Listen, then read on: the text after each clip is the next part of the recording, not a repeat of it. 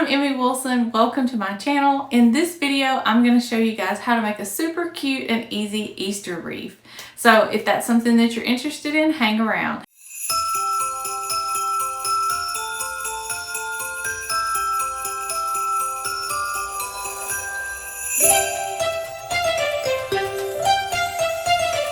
This is what it's going to look like when we're finished.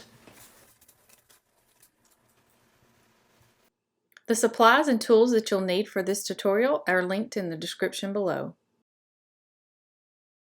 This tutorial will start out with our grapevine wreath and some wildflower stems that are really light and airy. You'll need 2 of each kind.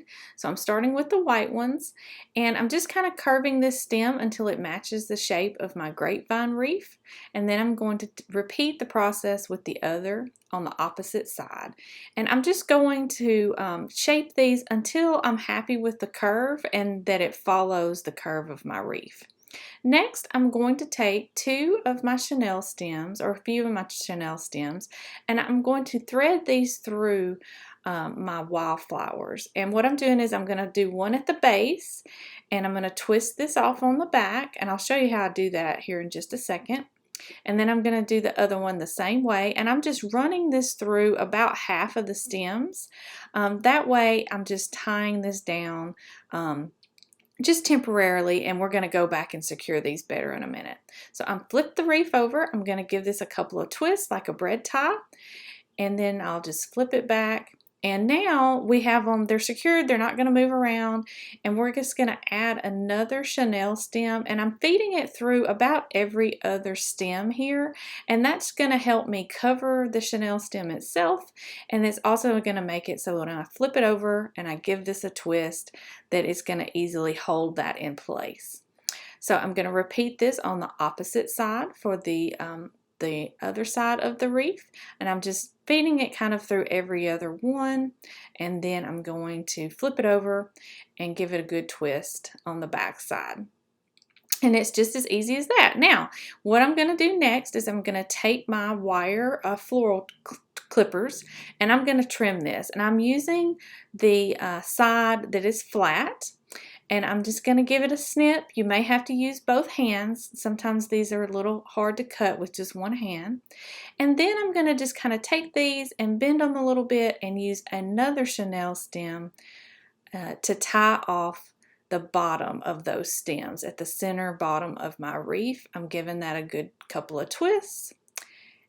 And then now we have our first row of greenery and flowers. Next, I'm going to take my second color, and I've gone with a yellow filled flower here. I'm curving it, and then I'm using the flat side of my my wire trimmers here to cut that stem off. And I'm just going to lay this on here and give it a good bend until I'm happy with the shape of it. And these are wired pretty good, so you can play with them until you're happy with the shape.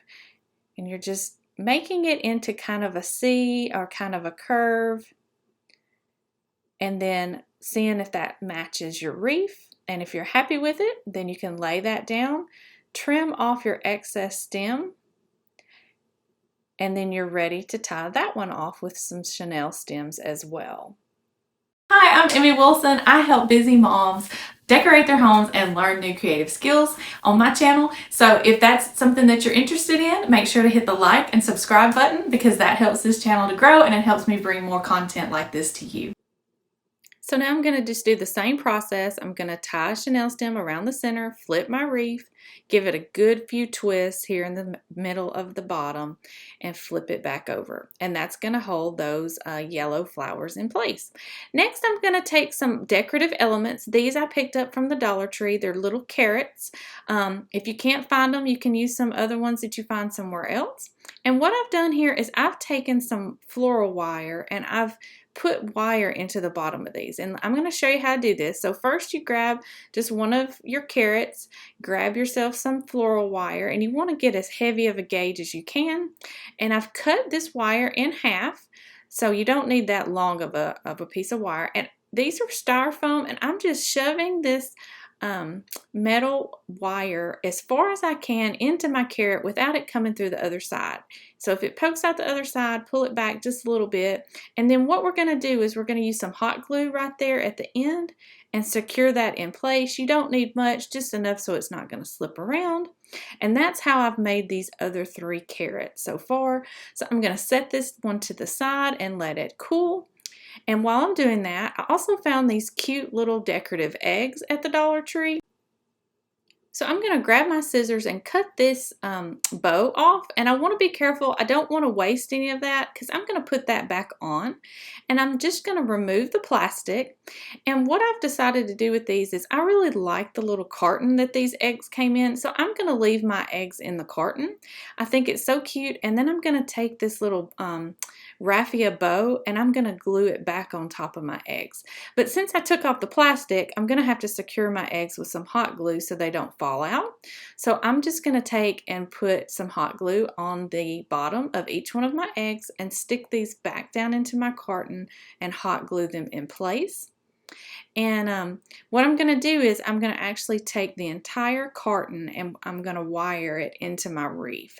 And if you don't like this little carton, you can by all means take out your eggs. You don't have to leave them in the carton.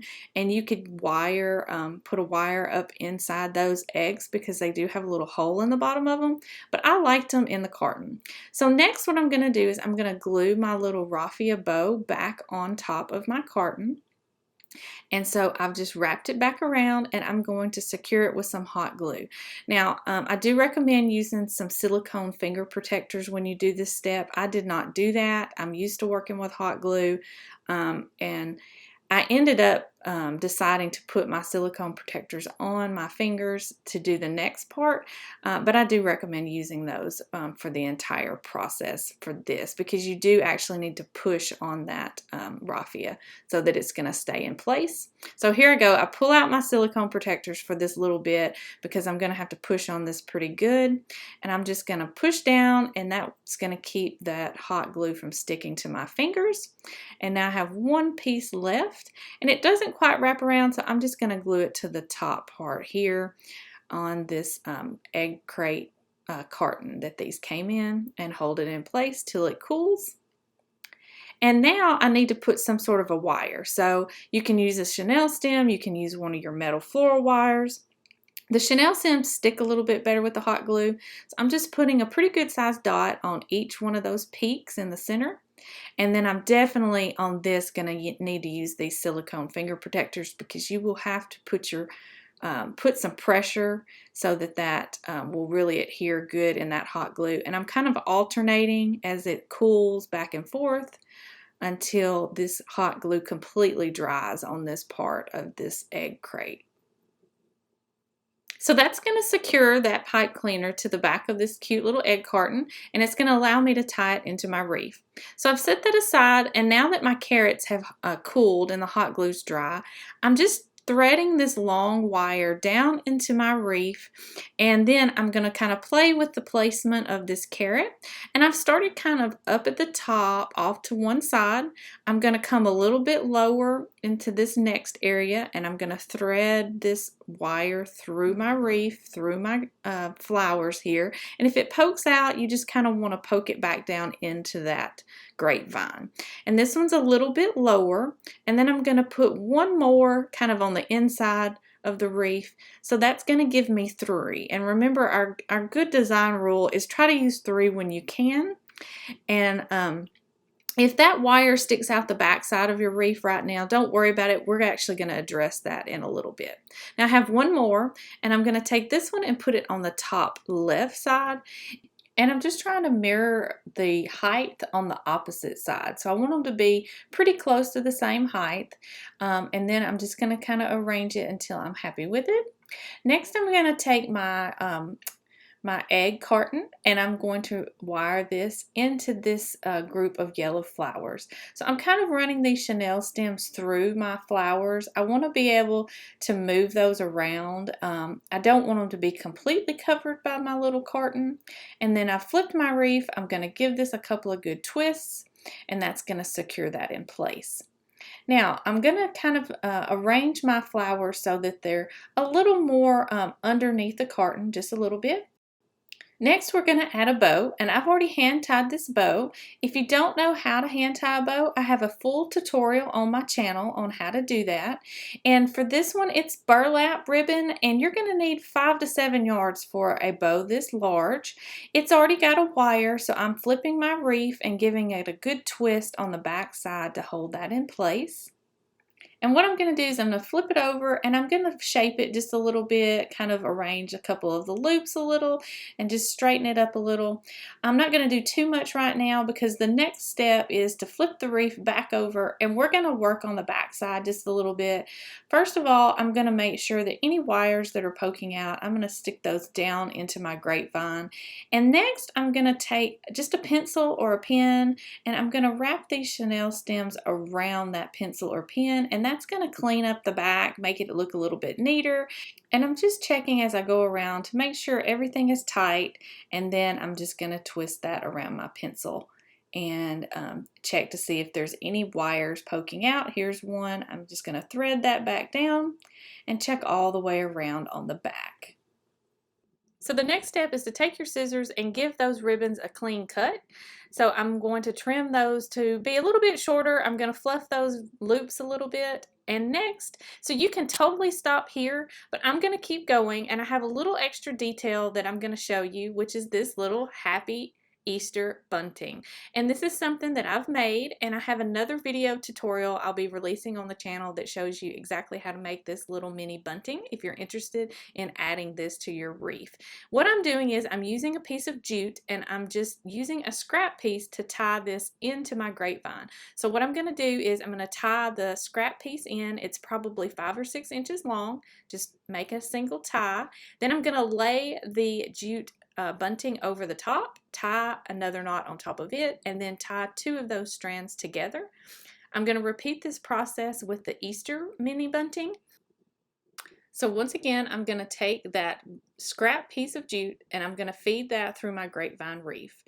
And once I get it fed through, I'm going to tie that into a single knot. And then I'm going to take my bunting, lay that on top, and tie another knot in my scrap over the top of the bunting cord. And then I'm going to take 1 piece of scrap and 1 piece of the bunting cord and tie those 2 together. And I'll repeat that process again on the opposite side. So here's the jute cord that I'm using. And once again, I'll have a full tutorial on the channel about how to make your very own mini bunting. And once I tie this off, that is it. We are ready for the big reveal. What do you think? I think this turned out so cute. I'm so excited to hang this on my door for Easter. I hope you enjoyed learning how to make this wreath with me, and if you want to see how I made this little garland, make sure to stick around and watch part 2 on the channel. That way you can make your very own happy Easter bunting just like this one and add it to your wreath. See you next time. Thanks, guys. Don't forget to subscribe so you don't miss the next video when it's released.